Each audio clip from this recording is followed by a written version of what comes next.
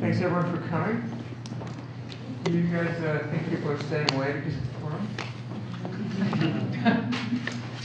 Forum joke, sorry. Write the decade's great American novel in the classical mode. It took a writer of Irish-Turkish descent who grew up in the Netherlands, who worked as a London barrister, who at last came to the States to pursue and find literary renown in New York. That is, it took Joseph O'Neill, our friend tonight, which is fitting because Netherland is also perhaps the great recent New York novel, in which more American, more New York than a month.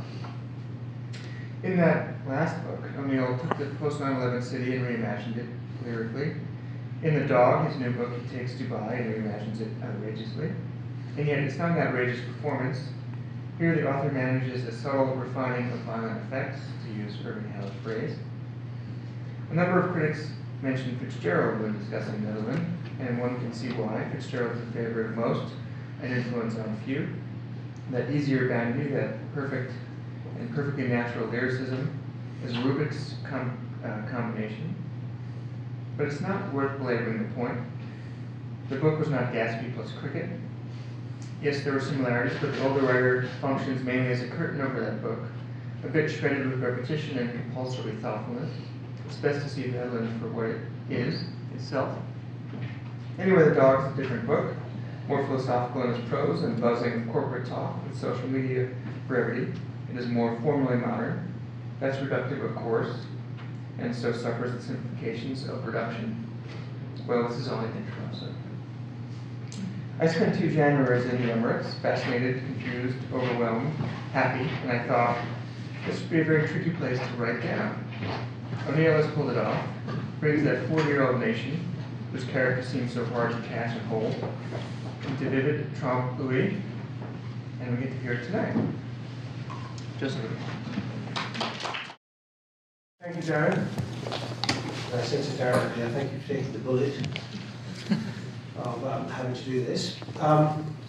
Thank you, NYU Abu Dhabi, if I've got the name of the entity correct, for having me here. Thank you all for coming out on this very Arabian evening.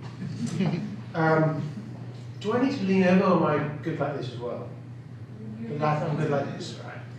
So I'm not going to read for very long, but I'm going to warn you that the bit I'm going to read, or part of the bit I'm going to read, is a bit odd. There you go. Sorry, I just moved this keyboard. The narrator of this book is an American expat in Dubai and has just been on the point about which I'm going to read, has just been on a futile search and rescue mission for a friend of his who's gone missing. I say friend, he doesn't really know this fellow very well. He just knows him from the elevator in his building, a building called Situation. And buildings in Dubai all have these aspirational names. We're making a building called The Aspiration here. And they're almost beyond parody in their naming, as those of you who know the area will know. So anyway, he's been out in the desert, and he's wiped out. In fact, he says, by the time I got back to the Situation, I was wiped out. I took a cold, lukewarm shower, dressed my underclothes, and watched a jet skier fooling around in the lagoon. He lives on the marina in Dubai, one of those towers. Then I climbed into my Pasha Royale X400 massage chair and programmed a 20-minute, full-body, integrated shiatsu massage, intense mode.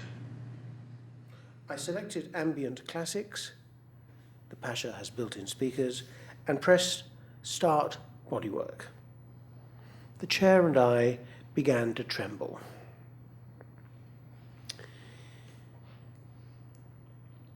I'm not sure how I would cope without the Pasha. Arguably, this reveals something inadequate about me, but what is a private dwelling if not a redoubt against the tyranny of adequacy? And what's wrong with having a favourite chair? What difference does it make if its components include motors and rollers and airbags? Are these to be distinguished analytically from casters and springs and cushions? So what if one's chair produces physically pleasant vibrations and frictions? Or is an uncomfortable chair better than a comfortable one? Bottom line, the Pasha hurts nobody. It's not as if it's stuffed with minuscule underlings coerced into massaging me. About 9 minutes and 15 seconds into a 20-minute full-body shiatsu, the Pasha's heavy-duty twin rollers, Cagney and Lacey I call them, get serious and rumble up the S-track and start the deep tissue knead action on the muscles that surround my upper spine. Here I invariably open my eyes and look out the windows. It is soothing to look out the windows in combination with a Pasha massage, especially if there's an active construction site in view. I have become an aficionado of this species of vista. Admittedly, this has a compulsory aspect. I have yet to live in a Dubai apartment that does not give on to a scene of buildings being built. There has never been a time, in fact, when the stupendous and beautiful Burj Dubai / Khalifa itself has not been in sight from one window or another. The slow theatre of its years-long rising, its growing little by little taller and more slender until finally it achieved its last sheen and height, so that a person in almost any populated part of the emirate now has the option of looking up and contemplating nothing less than a wonder of the world. This excitement has been and continues to be a must-see part of the Dubai experience, a great theme of which has been the turning inside out of the optical fictions for which the desert sands have been notorious from the earliest ages.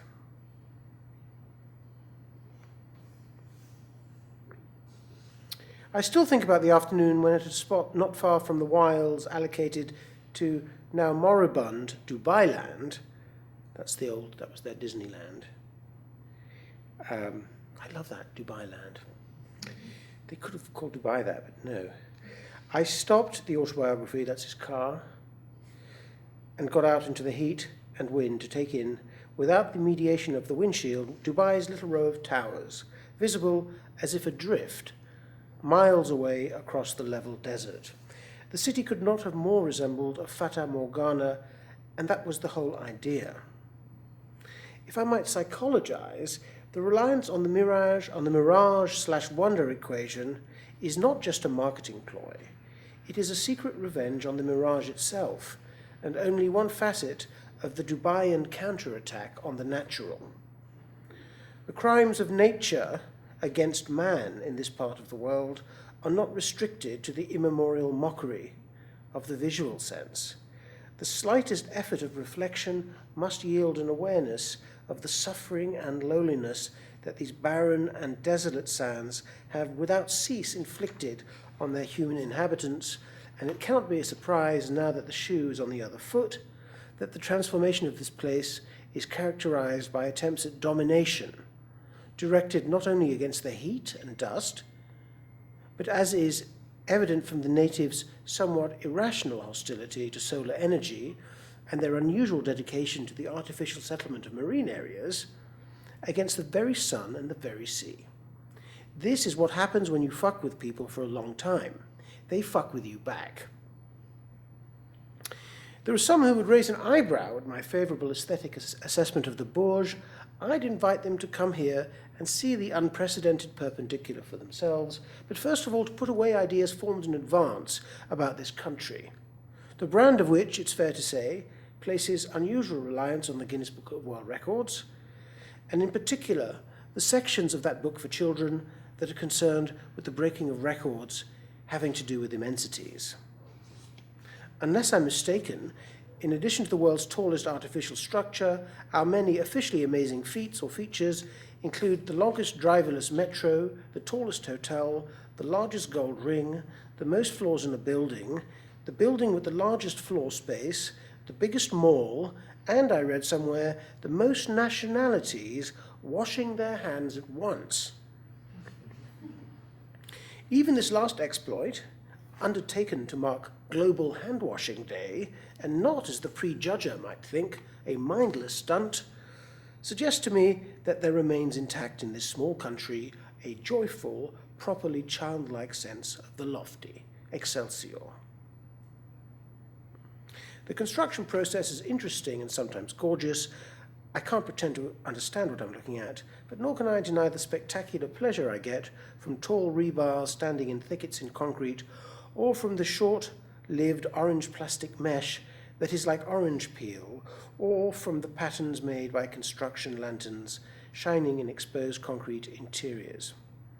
Most compelling of all of the tower cranes, the Dubai skyline is unimaginable to me without their masts and jibs and guy lines. Each of these marvels would impress Eiffel himself and stirs one as much as any spire or minaret. If I had my way, they would remain permanently in place in great numbers. A Dubai that is not under continuing construction would make less sense. I'm pretty sure that nobody is looking forward to the day when everything has been built and all that remains is the business of being in the buildings. Let me add, I'm not blind to the job site labourers. South Asian men were most conspicuous in the earlier stages of site work and in whom, from the high up and distant vantage point from which I inevitably observe them, one might take an almost entomological interest as they crisscross and here and there swarm, seemingly one and the same in their colour-coded corporate uniforms. I emphasize the qualifiers almost and seemingly. I'm aware that I'm looking at individual persons. I have taken steps to inform myself about the oppressive and predicamental working conditions, not to say near enslavement, to which many of them are subject from day one, or even before day one. Many are instructed, so I've heard, to don the above-mentioned corporate attire in their country of origin, so that they travel to and arrive in Dubai already colour-coded. I also know not to give weight to the emotion of solidarity by which I experience, from inside my chilled apartment, a one-sided connection to these men who are in the blazing hot outdoors. I'll simply say this. I have run the numbers and I'm satisfied that I have given the situation of the Foreign Labour Corps and my relation to it an appropriate measure of consideration and action. I don't want to dwell on this or pat myself on the back, if back-patting is what's called for, which I'm not saying it is. I will only quickly say, 1, the subjection of persons to unjust, harsh, and otherwise wrongful treatment constitute mistreatment of persons. 2, labourers in Dubai are mistreated. 3, the problem of mistreatment is widespread. 3.1, mistreatment is not confined to labourers in Dubai. 4, the concept of personhood is a valid basis for an ethics. 5, the personhood of all persons is equal. 5.1, locality of a person is an invalid basis for preferring the personhood of one person to that of another. 5.2, a corollary of personhood is the freedom from mistreatment. 5.3, a corollary of an ethics of personhood is a practicable duty to promote all freedoms that are corollaries of personhood. 5.31, a practicable duty is a duty to take action that is reasonably practical. He's the lawyer, this guy. Reasonably practical. 5.311, what is reasonably practical depends on the facts of the case. 5.4, I ought to take practical action to prevent, stop, or reduce the mistreatment of persons. 5.41, in doing as I ought, pursuant to 5.4, I ought not to act for the benefit of labourers in Dubai in preference to acting for the benefit of persons located elsewhere on the basis of my and the labourers' coincidental locality in Dubai. 5.41.1, I cannot establish a basis alternative to the basis referred to at 5.41 for acting preferentially as aforesaid for the benefit of labourers in Dubai. 6, there exist organisations that take action to prevent, halt, or reduce the mistreatment of persons, organisations. It's only going up to 10. 6.1, an organisation may be effective. 6.2, it is practicable for me to identify effective organisations. 6.3, the effectiveness of an organisation relates to the continuing receipt by the organisation of donations from the public. 7, it is impracticable for me to directly prevent, stop, or reduce. It is impracticable for me to directly prevent, stop, or reduce the mistreatment of persons. 8, it is practicable for me to donate to effective organisations. 9, a donation by me to effective organisations will have the effect of supporting the freedom of persons from mistreatment. 10, a donation by me to effective organisations is a doing of my duty as described at 5.4, if the donation is commensurate with what it is practicable for me to donate. Or something to that effect. I'm sure this reasoning is full of holes. If I were to show it to professionals, they would fall around laughing. Let them. I'm not trying to move the world historical philosophical needle here. I'm trying to figure out how to do the right thing. And last I heard, that wasn't something you needed a PhD to do. That's it. I had some questions, but I wanted to ask just about that list. Did you? I remember that you were a lawyer for a while. Did you have to read up on sort of legal text to be able to do that, or that just comes naturally after? It just comes naturally, yeah. It would take me as long as writing a whole book to write that. Well, actually, the lawyer thing is just it's just to render some plausibility to that, to this sort of train of thought, because lawyers, it's actually, if you look, certainly if you had a chance to look at it, look straight out of Wittgenstein's Tractatus, exactly the same sort of hyper-correct sort of reasoning, except possibly not as philosophically interesting as Tractatus. And I just found that in writing this book, in preparing to write this book, I was just reading lots of philosophy, and they think very similar. They have the same. They're like lawyers, but sort of smarter and poorer. So it wasn't that you were reading philosophy and then happened to write the book. You had the idea that it would take you toward reading philosophical texts. I was just reading it, and it sort of. I always find that you end up the stuff you do accidentally or coincidentally is you sort of do it because it sort of satisfied some need that you had that you're not even able to identify. And in this instance, I wanted to have a theoretical. I want to have a character. Obviously, this is a character who's extremely anguished by being in the wrong or doing the right thing, and the difficulty of doing that, of being in the right or not being in the wrong. And so, and more generally, he just belongs to a surprisingly small number of people who are sort of, thoughtful about things. And when I was reading all this philosophy, I mean, I'd read philosophy before, but now I'm reading it as a sort of, obviously as a sort of rather sort of tired, middle-aged guy. And I just see these, I could look behind the text and I just see, they're all men, essentially, with one or two exceptions. I just ask myself, who are these people?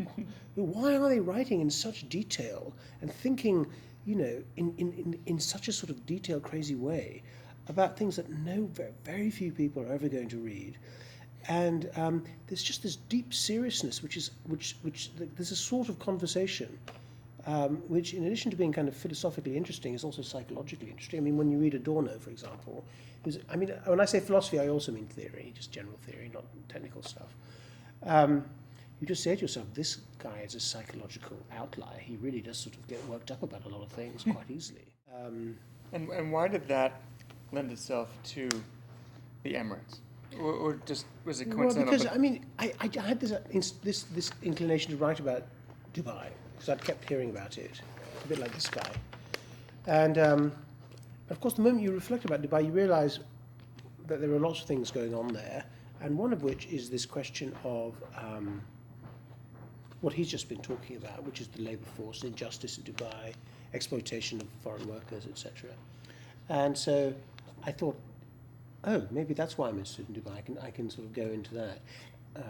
It is a place that lends itself to that kind of thought. I mean, I was there teaching in January, and I didn't do it in quite a detailed way as that, but there are all these dichotomies. There, NYU Abu Dhabi is kind of an amazing place. The students are great, and many of them get a free education. Most of them get a free education, and it's this sort of jewel of liberal thought in the Emirates. But there are also the workers around, and you think about all these things all the time. Had you started writing before you went, or did you have to do the research first? I did the research first. The research, it's sort of surreal. I mean, I went to Dubai twice, but I did most of it online. I mean, I found that going to Dubai gives you sort of details But what you quickly find out is that there's no sort of, it's not like New York, which has this kind of ancient sort of deep social history that's more or less transparent. You know, no one in Dubai knows anything. And About the moment, Dubai? About Dubai. And the moment they do know something about Dubai, and I'm talking about the expats, they leave. So that they're sort of, so that it's constantly erased. Anyone who knows anything about it, with the exception possibly of the Emirates employees, some of whom have been there for decades, the pilots and their families. Are you talking just about expats, or are you talking about Emiratis and expats? Well, I don't know about Emiratis. I mean, I don't know what their knowledge system is. But I mean, of course, the dissemination of information in Dubai is not what we're used to, and is kind of fictitious, basically. I mean, it's transparently fictitious. Can you expand, like, fictitious in what way? Well, I mean, for example, the history of Dubai. This guy Ted Wilson, who was missing, he's a friend of my narrator. Is a kind of historian who's hired by an advertising company in Dubai to kind of work on the brand of Dubai. And people in Dubai always talk about brand Dubai, even the government officials. So it's sort of transparently, the country is transparently a kind of a sort of commercial entity. Whereas this country, for example, has, and they're sort of naive and shameless about it. And whereas the United States, which has a fantastically huge brand, it's, I mean, no one ever talks about the brand USA, but that's, I mean, it's silly not to really. I mean, the American brand, the freedom, the Constitution, you know, all that kind of stuff. I'm glad he put quotes. Yeah, is sort of, you know, the stars and stripes. It's the most sort of terrific kind of branding exercise. Coca-Cola. Well, I was talking about this before. I mean, so I taught in Abu Dhabi, and I had 15 students. That's good. And only one or two of them were American, and yet every short story that they handed in was about America. Even though people hadn't been there, they were writing about. Guy had never been to the South. He was from Hungary. He was writing about a southern trailer park, and just because he'd seen movies and read books, and that's the American brand is so pervasive that when they think about writing fiction, they don't write about their home countries. They just pick that as sort of the universal, because maybe it's because there are 15 students. It's the lingua franca. We can, not just the language, but the images of America. So I think, sorry, I concur. I didn't mean to grab the wheel from you. No, that's amazing. That's an amazing story. Yeah. Sorry. But it's like filmmakers. Yeah. You know, they're always making Wim Wenders and these guys. You know, they're always making American films. Yeah. Paris, Texas, right. Yeah, I mean, And speaking of brand Dubai and being a commercial entity, one thing I was shocked by when I was there was finding out that the Mall of Dubai, which is that place with the shark tank where you're going shopping and you walk through this aquarium, which has the world's largest acrylic window. There's a Guinness Book of World Records certificate next to it, if I'm not mistaken. That I missed, but the fascinating thing, one other fascinating thing about the place is that apparently it has more visitors per year. Just the mall, not even Dubai. The Mall of Dubai has more visitors per year than New York City, all of New York City. So it's just, for Americans, we don't realize it's a huge tourist destination. You mean are they like internet visitors, like who come again and again, or just like one? No, travelers, actual Wow. brick and mortar. You know, what do they call it? In meat space. Well, they have shopping festivals. Maybe they're there for the shopping. Do you know about the shopping festivals of Dubai? They just have these kind of shopping festivals. It just seems superfluous, really, because I mean, that's all there is. it's all that's going on anyway. It's like having a kind, yeah. Anyway.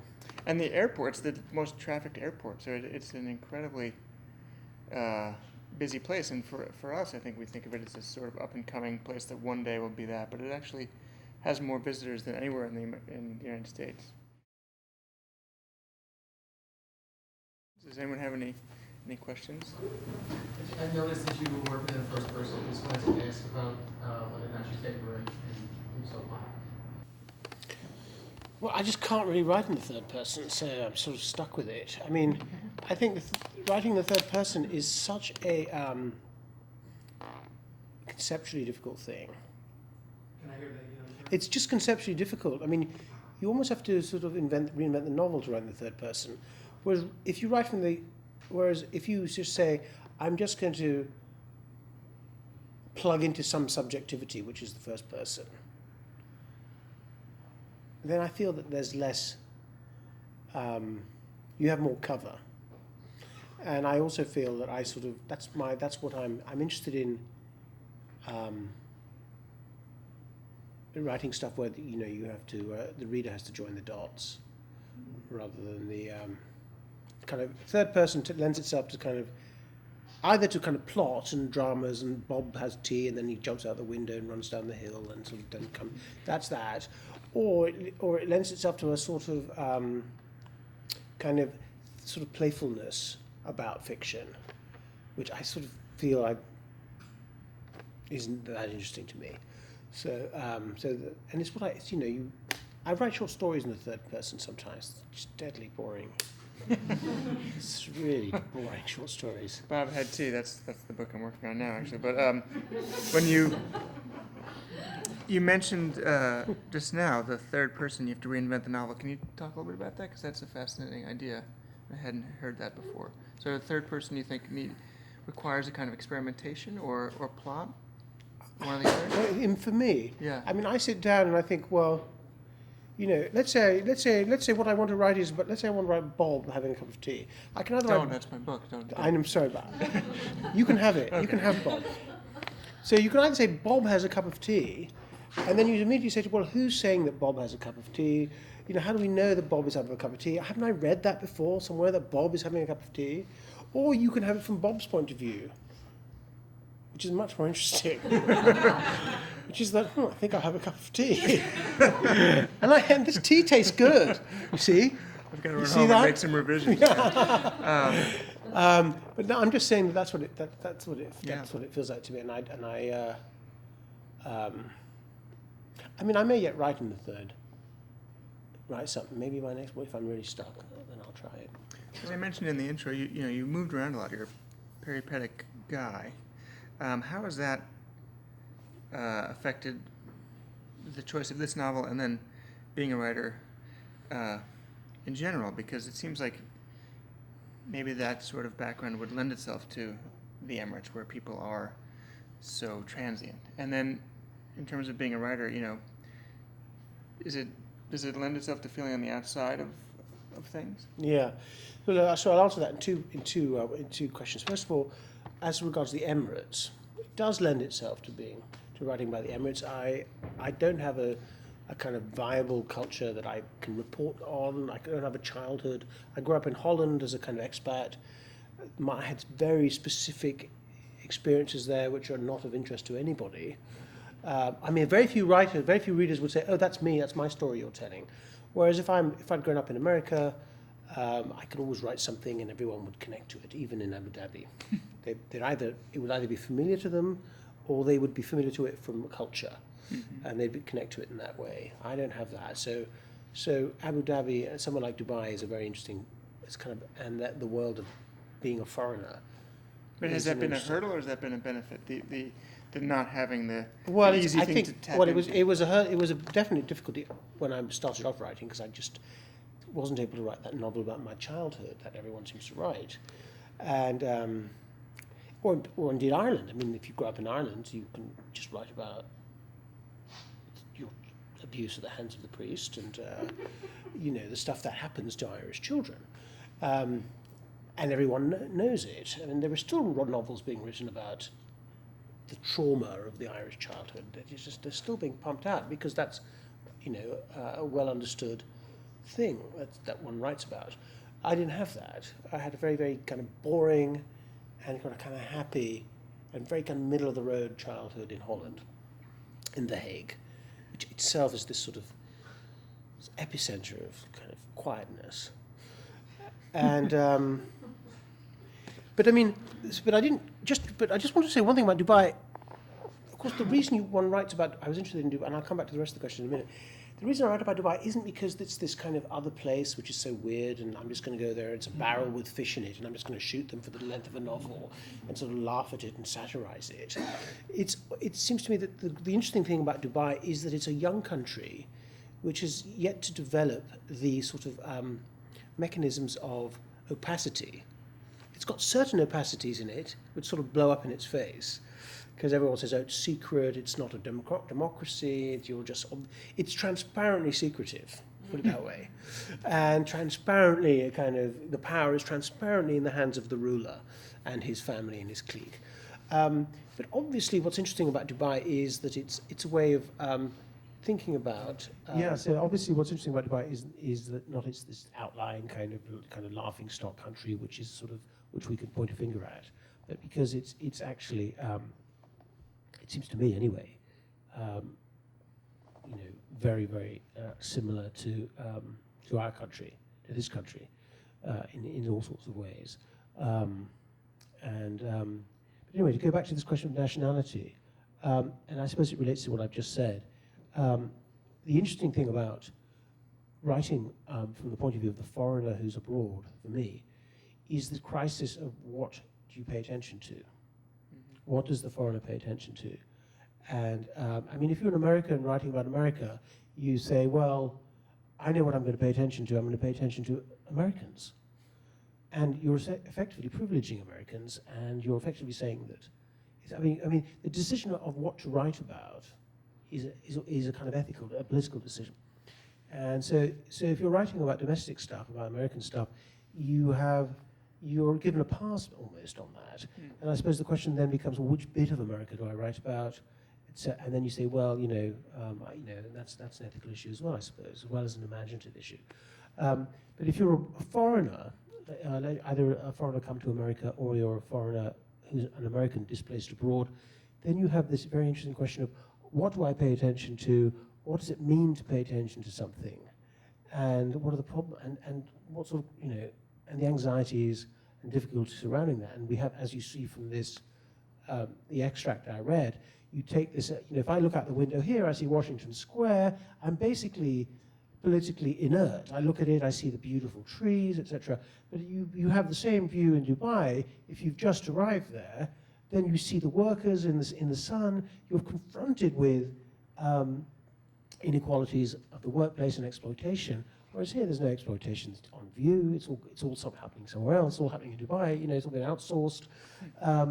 And so for me, it's just a much more vexing and and kind of dramatic situation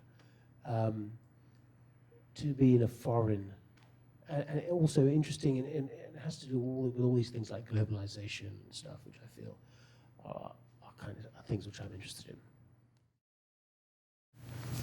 I loved your book, by the way. I read it a couple of months ago. Thank you. I wonder if you could say a little bit about how it was received in Dubai and the Gulf generally. Did you get reactions to it, reviews, discussion, so on? I mean, I know there have been some nonfiction books, but Yeah. fiction. I'm not sure what the answer is to that. Nothing dramatic has happened. I mean, I haven't been banned or invited. I think there were sort of reviews, and there's been some comments, but nothing nothing of interest. It's only a book in the end.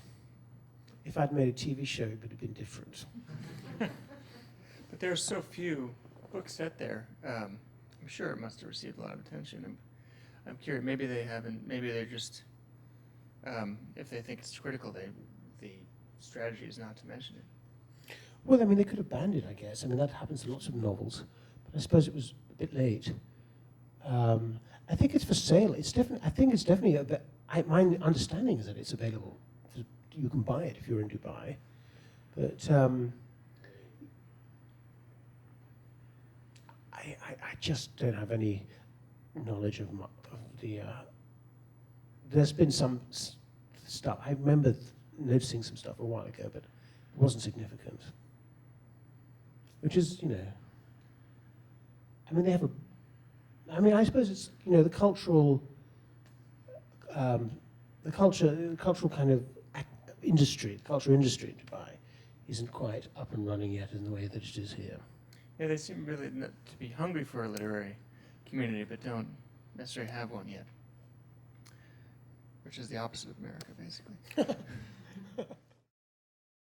How does this book form in your head, and where in the process did you find yourself traveling to Dubai? And how long were you there for? Right about Dubai, before I'd ever been there. Was Dubai the starting point? Yeah. Not this character, but Dubai. I just kept hearing about it, and I immediately could see it would be an expat story, and that would be something I could write about. Yeah, that's the only thing I can do. It's people kind of who don't really know where they are and what they're doing. And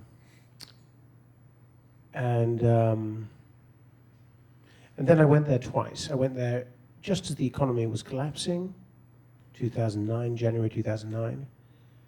I got there, someone said to me, I mean, again, that story in the Times about all the cars at the airport, abandoned, that story was going around in Dubai a month or two before it appeared on the front page of the New York Times.